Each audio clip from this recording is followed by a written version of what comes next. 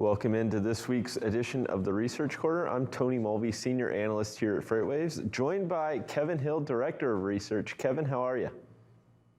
Good, Tony. Good. Ready to talk about some research for the next few minutes. We have a big report that came out last week. It's the Freight Broker Compensation Report. We have some graphics here, and we are going to talk about that today. Yeah, I think this broker compensation survey that the FreightWaves team did is it's beneficial because it's not just based on executives saying it. And we'll bring up this first chart that we have. It kind of lays out the respondents by where they fall in a brokerage, right?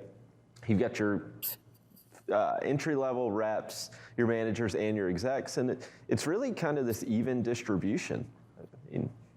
It is. It's an even distribution of, and those are three,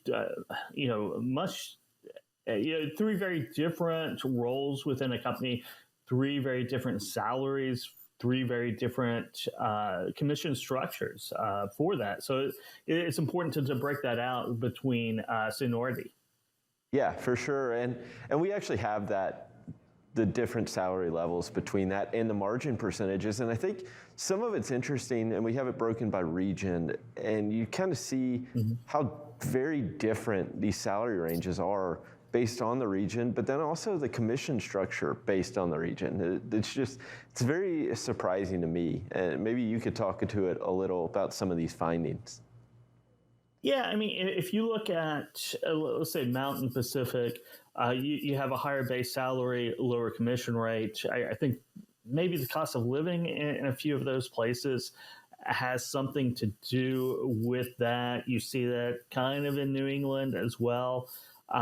East, North, Central type of region, higher cost of living, you probably have a bigger base, lower commission structure. It depends on what type of business and business model that you run in that 3PL or freight brokerage.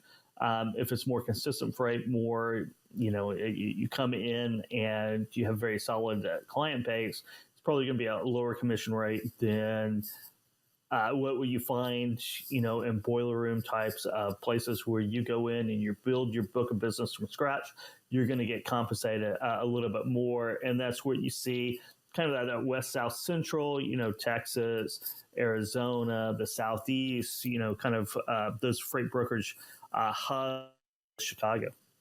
Yeah, for sure. And I think it's great. We look at not just on the floor rep level, but also the manager and the exec level. And even just comparing across from floor rep to manager to exec, this structures vary very greatly on a region, within the same region. I think it was the South Atlantic. You look at the margin percentage at just a floor rep broker, I think it was at 16%. But then you look at the exec and they're making 29% commission. That's what's interesting. It's good to be the king, right? Yeah, for As sure. Mel Brooks says, it's good to be the king. So executive pay, that's something that people talk about all across the economy in different industries. You go to Wall Street, public companies, you're always talking about executive compensation, and it kind of stretches to maybe smaller companies or companies that are private as well. Is that it's good to be at the top. Yeah, for sure. And I don't think that's any surprise. I think what really stood out was just the difference in that percentage, that commission percentage. But when you're at the top, you can kind of make your own rules, right? Isn't that the old adage? As you said, it's good to be the king. It's good to be the king. Let's go to the next chart, because I think I don't know which chart is next, but if we get through the compensation differences, right, there we go. What commission structure do you think works best for freight brokers? You have base salary plus individual performance, base plus team, base plus company, and then commission only. And that is it, and 60% or, probably just right knocking at 2/3 of our respondents say individual performance is the key driver and the best commission structures. Whether it's individual solely or maybe a small team, I think certainly those are the best ways to compensate salespeople. Yeah, for sure. I mean, I think that's where you get that incentive. You incentivize that. You kind of said it, the boiler room mentality, but it's almost that me against the world mentality that you see. And that's what's, I think, interesting is where you see people want to be compensated, and that's where that's where ultimately they make their money is on that commission, and they want to be rewarded for having strong individual performances. We'll bring up another chart here, and this one kind of goes into what you talk about on Put That Coffee Down, this way to kind of build your business, things like that. And I don't think it's any surprise, but you see networking there at the top, and then face-to-face meetings and things like that really is the best way to build your business. I mean, is that what you hear talking with all these people on Put That Coffee Down? It is. I think cold calling is, well, it's still a very important part of the prospecting methodology, and it still should be done. The pandemic's kind of changed that with work from home.